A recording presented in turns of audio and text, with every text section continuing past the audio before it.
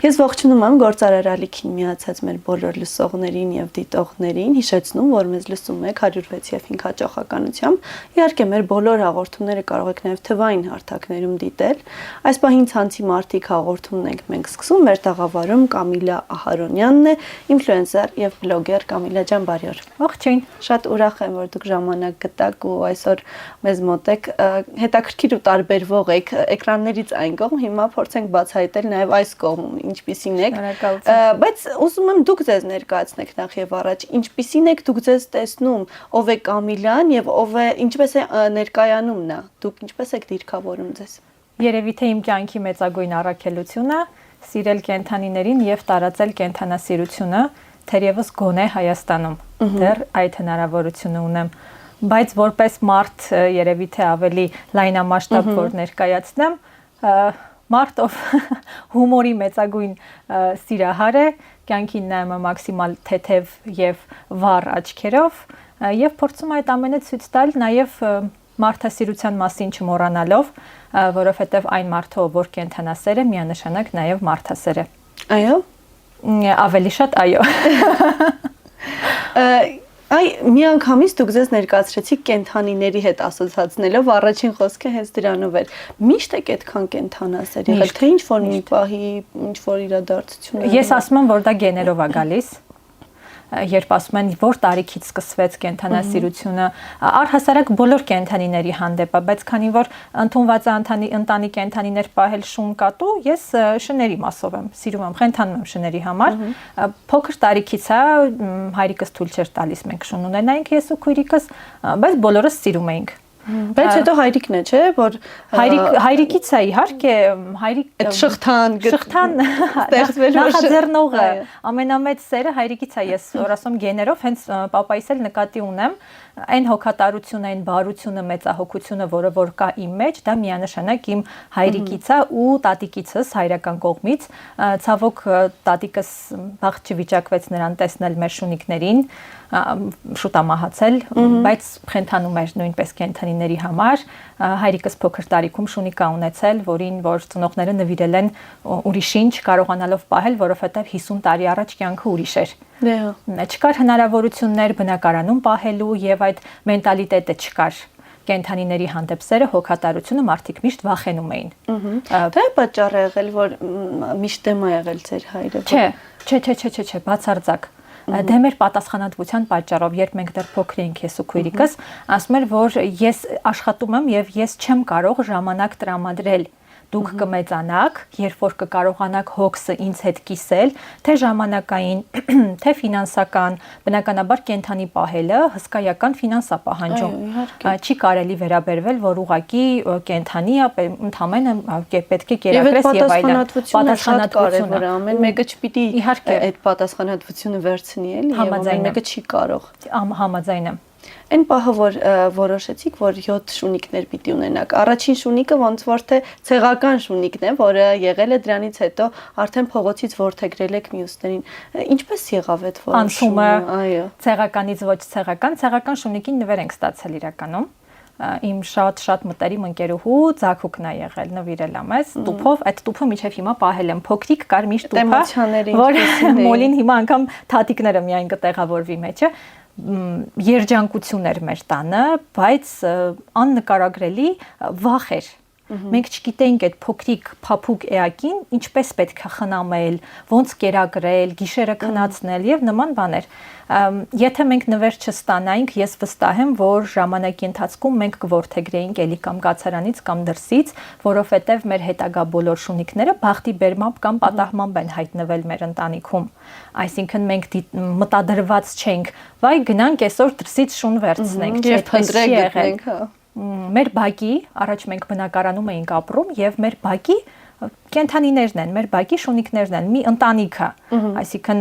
այստեղից այնտեղից չի։ Մենք 4 հոգանոց ընտանիք ենք ворթեգրել։ Մի ամբողջական ընտանիք բերել ենք մեր ընտանիք։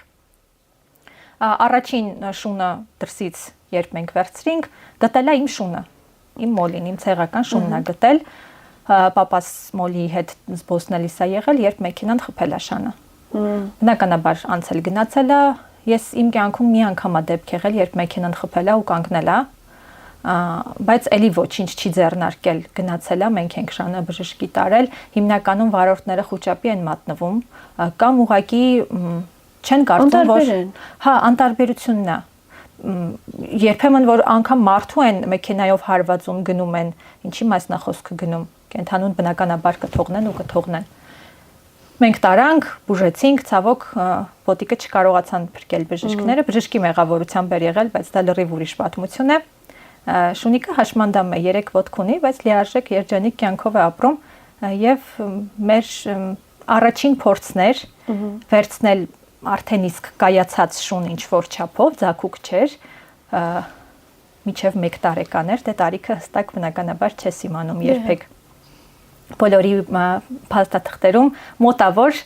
մենք գրել ենք այն ամիսամսաթիվը, երբ մենք վերցրել ենք իրենց, վերագրելով կարծես թե նոր կյանք, նոր ծնունդ,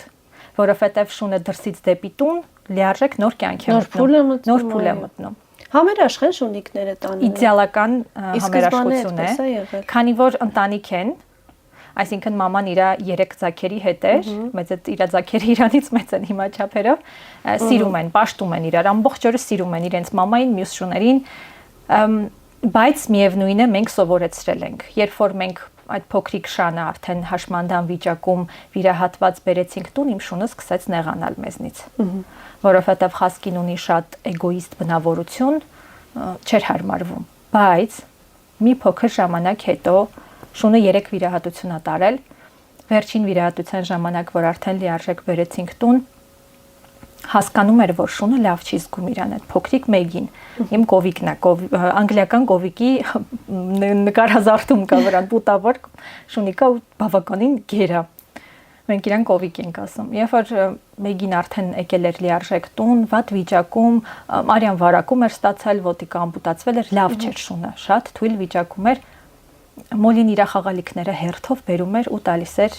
նոր ընտանիքի անդամին, արդեն հասկանում էր, դնում էր իր կողքը, գնում էր, այսինքն չէր խաղացնում, ոչ մի իր էմոցիան այդպես էր արտահայտում, բոլոր խաղալիքները բերում դնում էր շան կողքին ու գնում էր։ Ընտանիքում առհասարակ ոնց է այդքան շան հետ ապրելը, այ պատասխանատվությունից խոսեցինք, դուք հասցնում եք օրը բաշխել բլոգին, շունիկներին, ընտանիքի անդամներին, շատ բավականին շատ ժամանակ է կարծում եմ անհրաժեշտ, ես հաճախ հետևում եմ օրինակ մեր շենքում ինչպես է, երբ մարդ մեկ շուն է ունենում, ինչպես է ամբողջ օրը տրամադրում, այդ մեկ շանը առավոտից մինչև երեկո ձեր դեպքում մի քիչ ավելի էսպես ծավալը մեծ է, ոնց եք կարողանում բաշխել ժամանակը։ Երբ ինձ ամենահաճախ տրվող հարցն է երևի։ Երբ հարցնում են Կամիլա ջան, դժվար չի 7 շան հետ։ Դժվար է։ Դժվար է, իհարկե դժվար է։ Դժվար է ժամանակի, պատասխանատվության, նորից ֆինանսը բերենք առաջ, որովհետև մեկ շան ծախսը բազմապատկում ենք 7-ով եւ մենք ինչքան է մեկ շան համար ծախսվում ամսական կտրվածքով։ Մի քիչ դժվարանա պատասխանել, որովհետև ամիս կա պարզապես միայն կերի վրա երևի միայն ծախս կարա լինի, բայց ամիսներ ունենք պատվաստում, ճիճվաթափ, լվաթափ, խաղալիքներ, շամպունյներ եւ նմանատիպ այլ պարագաներ։ Իրականում չեմ հաշվել երբեք միս ստաբիլ թարմիս եւ շուն ունեմ, որ ալերգիա ունի, օրինակ հավի մսից, շուն կա, որ դիետիկ է սնվում, դիետիկեր ավելի բարձրագնային, խաղալիքներ պարբերաբար, հա նվերներ եմ ստանում շատ մեծ քանակությամբ նվերներ եմ ստանում, ինչի համար շատ շնորհակալ եմ թե իմ ընկերներին, թե օրինակ ինչ որ խանութներ կամ նաև շատ հաճախ կեր են ուղարկում ինձ, որ ես կարողանամ դրանով նաև ավելի շատ դրսում ապրող շունիկների կերակրել, մեր տարածքում շատ կան մենք տեղափոխվել ենք ավելի մեծ տուն, բնակարանում չենք ապրում, որ հնարավորություն լինի մեր լիարժեք կյանք ապահովել շներին, որովհետև բնակարանում միևնույնն է շունը այնքան երջանիկ չի, որքան իր սեփական բակում, որովհետև առանց թոքի է զբոսնում, բաց տարածքում, մի խոսքով ազատության մեջ է լինում։ Այո, պետք չի սահմանափակել։ Իսկ այ ձեզ ճանաչում են ձեր շունիկներով հաճախ, այդպես ձեր կերպարը երբ տեսնում են համացանցում, ասում են այն շունիկների տիրուհին դուք եք ձեզ հաճույք ստանում, երբ ձեզ այդպես են ճանաչում, թե ամեն դեպքում կա այլ դիրքավորում, որ կուզեիք նաև ձեզ այլ կողմից տեսնեին, որովհետև ամեն դեպքում ձեր կոնտենտի մեծ մասը նաև այդ մասին է, ու շունիկները առաջին հորիզոնականում են ձեր էջում։ Ես կարծում եմ շունիկները միշտ են իմ կյանքում առաջին հորիզոնականում լինելու, ինչքան էլ ցավալի է շատ մարդկանց համար, բայց ես կարող եմ իմ ամբողջ օրվա պլանները փոխել, հրաժարվել թե համագործակցություն, գործնական հանդիպում, ընկերների հանդիպում, եթե ես անհրաժեշտ եմ տանը, եթե իմ շունը լավ չի զգում իրան, ես շատ դեպքեր են լինում, բայց դժվար է դրան գալ թե ոչ, որովհետև մեր պարագայում դա ապրելակերպ է։ Ինչպես ես առավոտյան արթնանում, լվացվում, պատրաստվում, նախաճաշում, դա իմ առօրյայի մի մասն է։ Այսինքն ես առավոտյան երբ արթնանում եմ, առաջինը կերակրում եմ բոլորին, հետո նոր իմ նախաճաշով եմ զբաղվում։ Ինչպես մայրիկները իրենց երեխաներին են, չէ, առաջին ուշադրություն դարձնում։ Ես վստահ եմ, երբ որ ես ունենամ բալիկ, ես չեմ տարանջատելու նրանց խնամքը։ Այսինքն որքան կարևոր է երեխան մեծանում է, շունը ոչ։ Երբ ինձ ասում են մի համեմատիր երեխային շան հետ, ես երբեք չեմ համեմատում, դրանք երկու արժեքներ են, երկու առանձին հարթություններ են, ուղղակի պահանջում են նույնչափ հոգս եւ պատասխանատվություն։ Ինձ գուցե շատերը չհասկանան, բայց շատ ժամանակ մարդիկ, երբ բալիկ են ունենում, շնից հրաժարվում են, պատճառաբանելով, որ չեն կարող շանը այլևս պահել, բայց ես դա չեմ ընդունում բնականաբար, բայց չեմ մեղադրում։ Ես կարծում եմ դա անձնական որոշում է լինում, թե հաճախ հանրության կողմից թիրախավորումն է նաև որ նման որոշման առիթ է դառնում։ Եվ դա, եւ 90%-ով ավակ սերնդի պահանջով,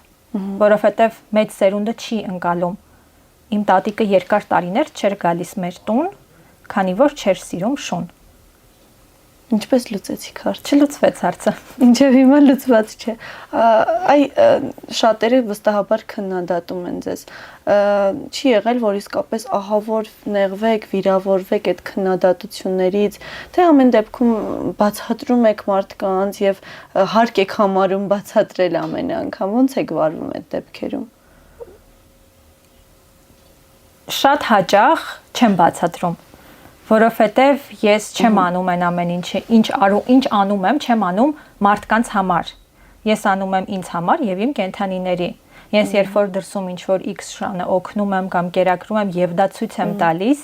ես շնորհակալություն չեմ ակնկալում, ես դա նորմալիզացնում եմ, որ մարդիկ գիտակցեն, որ դրսում ապրող կենդանին մեղավոր չէ։ Նա չի ընտրել այդ կյանքը եւ իրեն հարկավոր է օգնել ընդհանրապես, ոչ թե մեղադրել, սպանել, վերացնել։ Իսկ վատ մեկնաբանություններ միշտ են լինելու, կապ չունի ինչ ոլորտում ես դու։ Իմ պարագայում նեղվել եմ թե ոչ այսքան տարիների ընթացքում, երևի թե մատներիս վրա հաշված անգամներ կարան լինեն, որովհետեւ երբ ես լսեմ դա adekvat գիտակից խելացի մարդուց, քննադատություն, մեկնաբանություն, գուցե ես նեղվեմ, մտածեմ, գուցե ինչ որ մի բան այն չեմ անում, եթե դա ինձ ասի իմ պապան, իմ քույրը, իմ մտերիմ մարդիկ, ընկերները, ես կմտածեմ, բայց երբ որ դա անում է էկրանից այն կողմ գրող քողարկված դատարկ որևիցե էջից մարդ, ով վստահ եմ, որ իր կյանքում էլ նույն կերպ դատարկ եւ ոչինչ չներկայացնող է, ես բնականաբար չեմ նեղվում, չեմ էլ փորձում բացատրել։ Մեր երկրում ամեն դեպքում կենդանիների հանդեպ այդ հոգատար վերաբերմունքը ու վերաբերմունք առհասարակ արձագանքը կարծում եմ լավ վիճակում չի, մեղմ ասած, ու քննադատություններ միշտ լինում են։ Այդ ֆոնին դուք ո՞նց եք կարողացել այդքան մեծ լսարան գեներացնել։ 11-րդ տարին կլինի, որ ես իմ էջը ունեմ, բայց դադարներով է եղել, եթե ես մի փոքր խելացի լինեի եւ դադարները չտայի, հիմա ավելի շատ լսարան, ավելի մեծ լսարան կլիներ, ուղղակի աշխատանքի բերմամբ լիարժեք հրաժարվել էի իմ բլոգից։ Ցանկացած վատ մեկնաբանություն կամ հակակրանք կենդանիների հանդեպ ինձ համար մի հատ նոր մարտահրավեր էր, ավելի շատը անելու, ավելի շատ աշխատելու, ավելի շատ գումար ունենալու, ավելի շատ փրկելու։ Երևի թե մենք մեր վերջին շունիկին հնարավոր է ավելի փորձեինք տեր գտնեինք, ավելի շատ զբաղվեինք այդ հարցով, բայց մեր պատասխանատվությունը նորից թույլ չտվեց նվիրել ուրիշին, որովհետև ես կարծում եի մեզնից լավ իրեն ոչ մեկ չի կարողանալու պահել, ինչքան էլ որ կան շատ կենդանասիրությունը ամեն դեպքում Հայաստանում շատ մեծ վերելք է ապրել, թե օտարերկրյա քաղաքացիների շնորհիվ, ինչքան էլ որ զարմանալի է, բայց մեր հասարակությունը չի սիրում։ Ես ամեն օր տեսնում եմ բակում ռուս աղջիկ, երբ բակի բոլոր շներին խնավում է, վիրակապում է, վնասվածքները կերակրում է, բայց նույնիսկ դա է քննադատության արժանանում, որ ինչու եք մեր բակը դարձնում այսպիսի միջավայր, ոնց արձագանքել էլի, ես տեսնում եմ, ես չեմ կարողանում իրականում արձագանքել դրան, որովհետև ինչ հասես էլի այդ մարդկանց։ Երբ որ ասում են շունը հարձակվում է, կծում է, հիվանդ է, եկեք սպանենք, վերացնենք,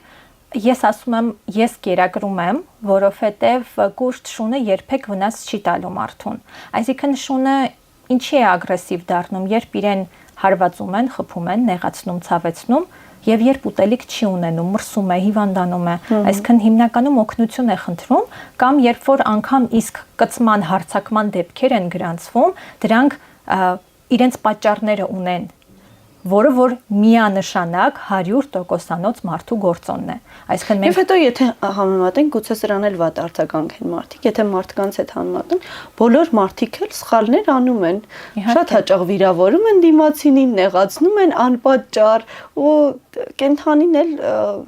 չգիտեմ, իր էմոցիաներն ունի ու միշտ չի որ պիտի նեղանալ դրանից, վիրավորվել։ Շնից նեղանալը adekvat պահված երեխայից նեղանալ է։ Երեխան ամեն դեպքում ինչ որ գիտակցություն ունի, շունը բնազդով է առաջնորդվում։ Այսինքն եթե շունը սոված է, ուտելիք է հայթայթում։ Շունը խնամքի սիրո կարիք ունի, նա քեզ փորձում է հասկացնել, գուցե կծելով, բայց այդ կծել իմիջներն էլ խաղալուց կծում են։ Դա նորմալ է։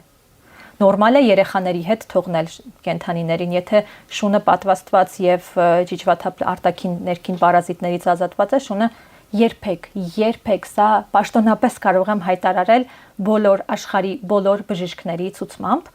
որ շնից մարդ հիվանդություն չի փոխանցվելու, եթե շունը առողջ է, պատվաստված է ժամանակին, արտաքին եւ ներքին պարազիտներից ազատված է։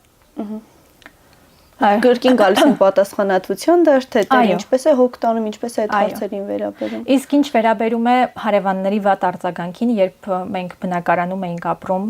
բազմաբնակարան շենքում, մենք վերցրել ենք հենց այդ բակի շունիկներին, հենց վերադառնանք այն նույն պատճառին, հարևանների գործոնը, որոնք որ չեն սիրում եւ չսիրելուց զատ վնասում են։ Այսինքն անընդհատ սպառնում են, բայց այդ շները, որոնք որ հիմա ապրում են մեր տանը, միշտ եղել են շատ հանգիստ, պարզապես կերակրել ենք, ստերջացրել ենք, այսքան էլ սերունդ չէին տալիս, պատվաստելը չէ, քանի որ դրսում էին ապրում, վերցրել ենք հետո, երբ լիարժեք որոշում կայացվեց, որ մենք այդ մեծ պատասխանատվությունը մեզ վրա կրելու ենք եւ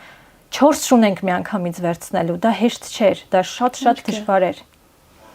Խոսելով այսպես շատ հեշտ է թվում, շատ հեշտ է թվում, այո, վայրի դրսում ապրող կենթանուն ընտելացնել ընտանիքին, տան, աման, տուն, մահճակալ եւ նման բաներ բավականին դժվար է։ Ինչքան ժամանակ է պահանջվել դրա համար։ Արդեն այս տարի 5-րդ տարին լրացավ, որ լիարժեք մեզ հետ են։ Միշտ համբերատար եք եղել։ Երևի թե ինձ երբեմն որ հարցնում են ինչպես է վատ կոմենտներ եւ այլն Երանիկ ու համբերությանը, ես ասում եմ ընկերներ, ես 7 շուն ունեմ, իմ համբերությունն անսպառ է։ Իսկ վերադառնալով հարևանների թեման, իրականում այո, ես շնորհակալ եմ մեր հին հարևաններին, ովքեր քարը վերցնում խփում էին, սպառնում էին, որ կթունավորեն, կտանեն, կկրակեն, բաց կթողնեն։ Ես շնորհակալ եմ իրենց այդ վերաբերմունքի համար, որ հիմա ես ունեմ իմ շունիկներին։ Շատ լավ, շունիկներից շատ խոսեցինք, կարծում եմ էլի առիթ կլինի զրույցի ընթացքում վերադառնանք հիմնական բլոգային կյանքին ձեր կոնտենտի մեջ, ձեր կերպարի մեջ, ինչն է այդ բովանդակությունից, որ թաքցվում է եւ դուք չեք ներկայացնում ձեզնից դա, բայց կուզեք, որ ինչ որ մի պահ լինի ամեն դեպքում, որ տեսնեն, որ այս կողմն էլ կա Կամիլայի։ Երևի թե իմ հումորի այն անսպառ մասը, որը որ չկա իմ էջում, ես ինձ կարող եմ համարել խայտառակ հումորով մարդ, հումորը գնահատող, արժևորող եւ հումորը առհասարակ ուրախ ապրելակերպը իմ կյանքի 90%-ն է։ Ես շատ քիչ եմ լուրջ լինում եւ ես դա ցույց չեմ տալիս իմեջում, որովհետև վախենում եմ տենց ցինիկ ջրիկ կերպարի տեսքով հանդես գալ, բայց երբեմն ես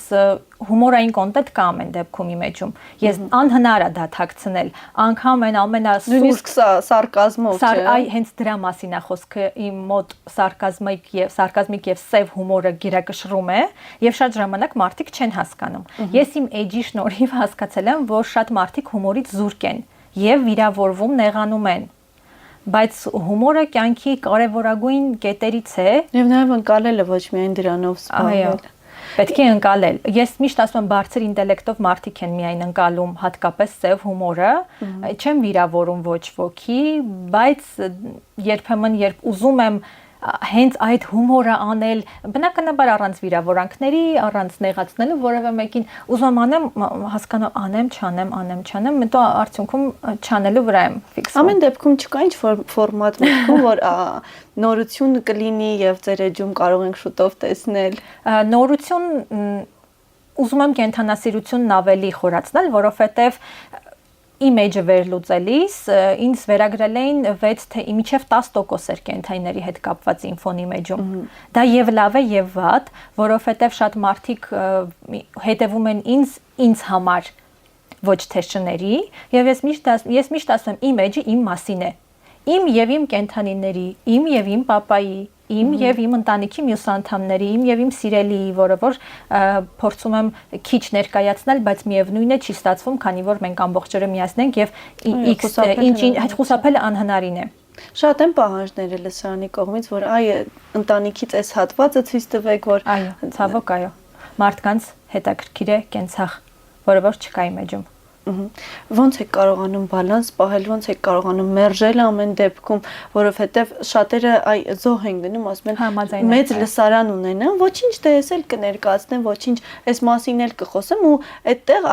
միշտ մեր հյուրերի հետ մենք զրուցում ենք, բոլոր սահմանները ջնջվում են անձնականի եւ այդ դաշտում ինչ տեղի է ունենում եւ մարդը կարծես թե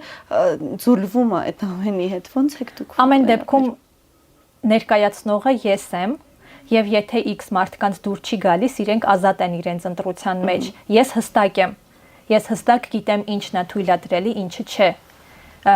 Ընտանիքիս անդամները երևի 0.1%-ով են լինում իմեջում, բայց դա արվում է մաքսիմալ գեղեցիկ, հիգիենիկ։ Եթե ես ինչ-որ մի բան տանը պիտի նկարեմ, իմ բեքգրաունդում հետևի ֆոնում երբեք չեն տեսնի թափթփված իրեր, եթե լինի, չնկատեմ։ Ես դա չեմ տեղադրի, անգամ եթե հրաշալի իդեալական կադր եմ ստացել։ Ինձ միշտ գրում են քո սենյակը միշտ այնքան մաքուր է, քո վիդեոներում անգամ քո 3 շների հետ, որտեվ պատկերացում կա, չէ՞ մարդկանց մոտ, որ այո, այդ կոկիկությունը անհնար է կենթանիների հետ։ Ես ասում եմ դա ապրելակերպ է։ Եթե դու ունես շուն, ես միշտ չեմ հասկանում այն մարդկանց, ովքեր շուն չունեն ու իրենց տունը մաքուր չի։ Շան հետ շատ դժվար է, շունը մազ է թողնում, գնում է դուրս հետ է գալիս, ես օրը 3 անգամ կարամ թաթիկ տոտիկներ լվանամ, այսինքն այդ ամեն ինչը մնում է կադրից դուրս։ Ես իհարկե դա կարող եմ ցույց տալ, բայց դա շատ դժվար է։ Լայվ կոնտենտը ամենադժվարն է, որովհետև այդտեղ թերացումները շատ են, իսկ ես չեմ սիրում, ես իմ կյանքը փորձում եմ ոչ թե իդեալականացնել, իդեալական ոչինչ չկա այս կյանքում, այլ գոնե մարդու աչքին հիգիենիկ եւ աչքին հաճելի դարձնել։ Եթե ինձ անգամ իմ արտաքինում մի բան դուր չի գալիս, ես դա կփոխեմ։ Իմ հագուստում, իմ կյանքում, իմ շրջապատում, եթե կան մարդիկ, ովքեր ինձ անհանգստացնում են, ես իրենց էլ կփոխեմ։ Եթե իրենք, չգիտեմ, ինձ հաճելի չեն կամ իմ կոնտենտում անգամ X մի բանը գեղեցիկ չի, դա չի լինելու, անգամ եթե շատ դիտումներ է բերելու։ Ձեր կերպարում ունեք ինչ-որ մի բան, որ ուզում եք փոխել։ Կերպարում ձեր անձի մեջ, ձեր տեսքի, չգիտեմ, փոփոխություն կա, որ ամեն դեպքում ինչ-որ մի բանի ձեզ անհանգստացնում է, այդպեսին չեք ուզում։ Ինչը ունեի փոխել եմ արդեն։ Իսկ առհասարակ կուզենայի ավելի համարձակ լինել, խոսել։ Համարձակ չեք, բայց կարծում եմ այդ ամենի մասին խոսելը, ներկայացնելը, կոնտենտ ստեղծելը դա արդեն համարձակության մասին է։ Շատ ուրախ եմ, որ այդպես է իրականում։ Ես ինձ այդքան էլ համարձակ չեմ համարում։ Եթե ես լինեի այնպեսին ինչպեսին կուզենայի, իմ էջը երևի 5 անգամ ավելի ակտիվ կլիներ։ Ես շատ ժամանակ շատ երկար եմ մտածում մի բան դնելուց առաջ, մի բան ձայնագրելուց առաջ, ամեն բառը քննարկում եմ, համաձայնեցնում եմ, նորից մտածում եմ, ոչ մեկին չնեղացրի, ոչ մեկ իր վրա չվերցնի, կարող է սա սխալ է, կարող է հարկավոր չի դեռ խոսել այս թեմաներից, եթե այդ համարձակությունը եւ ռիսկը ավելի շատ լինի մեջ, գուցե ավելի մեծ հաջողության ես հասնեմ։ Իսկ առհասարակ ցանցում ո՞նց եք վերաբերում այն կոնտենտին, որը առանց սահմանների է ստեղծվում, բացա լիարժեքորեն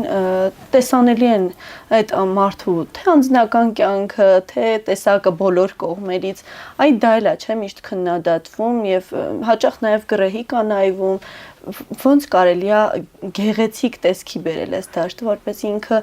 կոկիկ լինի, ինչպես այդ չի լինելու։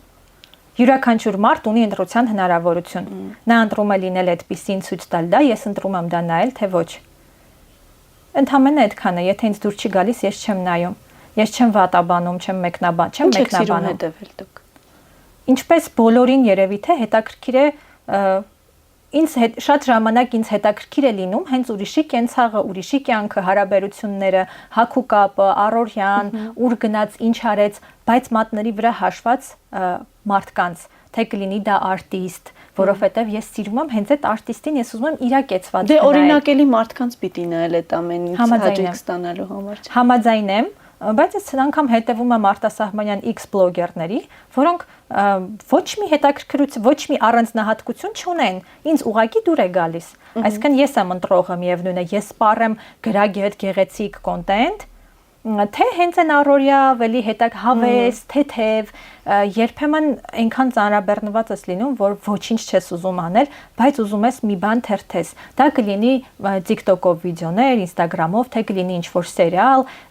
ինձ համար կտրվելու լավագույն տարբերակը հումորային հաղորդումներ, սերիալներ նայելն է։ Բոլորիս կարծում եմ։ Հա, ես միշտ մի ականջակալով եմ։ Ու ես եթե ինձ այդ պահին պետք է կտրվել, ես մի բան դնում եմ, արագ նայում եմ։ Այսինքն մեզ միշտ չի հարկավոր ծանր կոնտենտը, դրա համար իմեջում չկա հենց այդ անդադար կենթանիների կամ կյանքի կարևոր թեմաների, որովհետև մարդ ենք բոլորս, ուզում ենք կտրվել, նայել հումոր, հավես, շունիկներ, հագուստ, աութֆիտներ, չգիտեմ, ինչ որ թեթև մի բան, որովհետև բլոգը միայն չի ենթադրում, որ դու պետք է նայես խելացի, գրագետ, ինֆորմատիվ ինֆորմացիա մենք այնքան ենք օրվա ընթացքում ստանում, որ առանց մեր ցանկության։ Այո, առանց մեր ցանկության։ Ես լիարժեք Facebook-ից եմ հրաժարվել, բացարձակ չեմ սպառում Facebook-ում ոչ մի նյութ, որովհետև շատ է ինֆոն։ Մեթես ինչ որ մի բան ինձ հարկավոր է, ես կմտնեմ, կփնտրեմ, կնայեմ։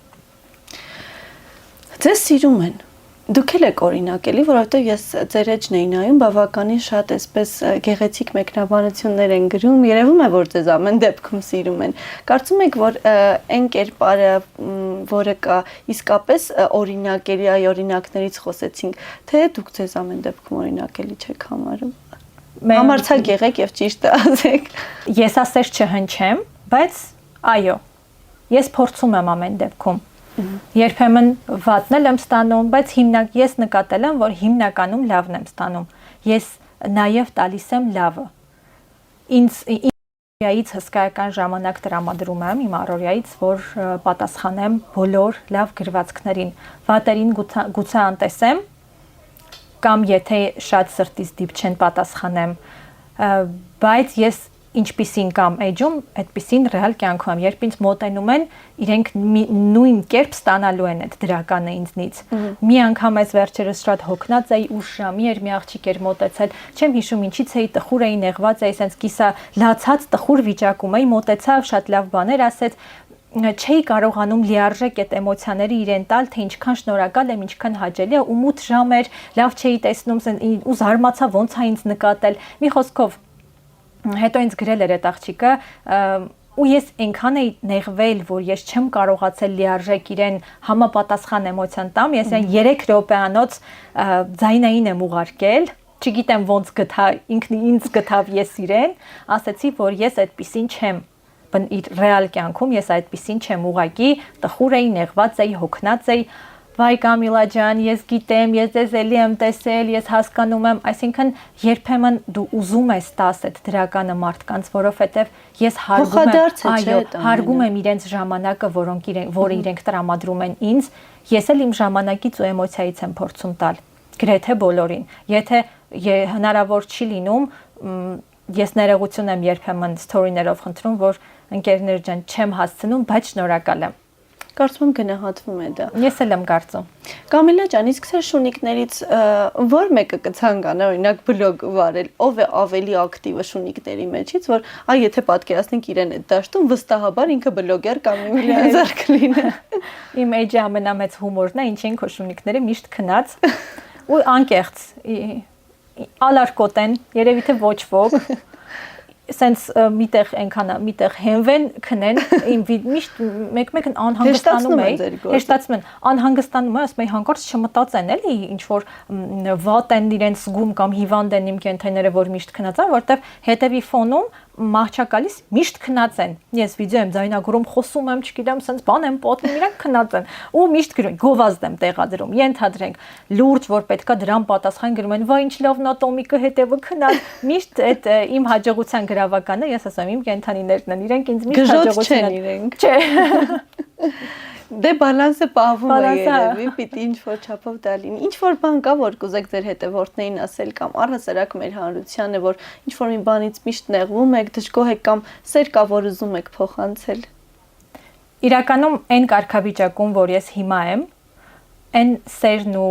հայտնիությունը, որը որ վայելում եմ, չվախենամ հայտնի բառը օգտագործել, որովհետև ամեն քայլափոխին ճանաչում եւ մոտենում են։ Դրա միակ մեղավորը այն մարդիկ են, ովքեր ինձ հետևում են, մեղավորը ճակերտավոր։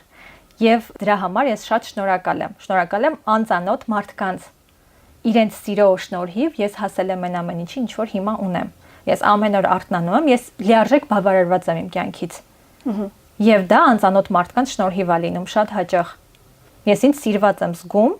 անգամ երբ տխուր եմ, անգամ երբ ասելիք չունեմ այդ պահին։ Եվ ուղղակի 10 տարի առաջվա Կամիլան, երբ նոր էր բացում իր էջը, ես անգամ անձնական էջ չունեի, բայց բլոգը ունեի։ Ես դպրոցական էի, դպրոցս էի ավարտում այդ տարի, եւ այդ Կամիլան վստահ եմ հիմա հպարտորեն կնայեր իմ էջը եւ ինձ շատ ուրախ կլիներ ու չեր հավատա երևի որ այդ ես եմ։ Այն տեսանյութեր կան, չէ՞, այդպես որ անցյալից նայում է։ Այդ տեսանյութից կարող եք դուք պատրաստել, վստահաբար շատ լավը կստացվի։ Կոմպլեքսավորված փոքրիկ աղջիկ, ով երբեք իր նկարները չէր դնում, ես գիրք էի գրում ու այդ գրքից փոքրիկ հատվածներ էի դնում, այսինքն իմեջը միշտ չի եղել կենթանիների մասին, երբ ես իմեջը բացել եմ, ես չունեի կենթանի։ Ես այդ ժամանակ նոր մենք վերցրենք նապաստակ ճագար։ Հետո իմ ճագարի իմ շան հետ էր արդեն շփվում մեծանում։ Հետո ճագարել չկար, արդեն միայն մոլիներ։ Մի խոսքով իմ կյանքը միշտ կենթայիների հետ է կապված եղել, սկզբում մենք խամյակ ունեինք, այսինքն պարբերաբար։ Ձեր տեսակն է ինչ որ չափով ձևավորում նաև դա։ Ես էլ ձեզ եմ շնորհակալ, որ ժամանակ գտաք, այստեղ գտնվեցիք, մեզ լավ բաներ պատմեցիք, հուսամ, որ նաև այն խրատները, որ ձեր խոսքի մեջ կային, տեղ կհասնեն ու վերաբերմունքը նաև կենթանիների հանդեպ կփոխվի։ Իսկ մեզ լսողներին եւ դիտողներին ուզում եմ հիշեցնել, որ ցանցի մարդկանց իմ հյուրը Կամիլա Ահարոնյանն էր, բլոգեր եւ ինֆլուենսեր, շարունակեք հետեւել մեզ, շարունակեք հետեւել Կամիլային, իսկ մենք կհանդիպենք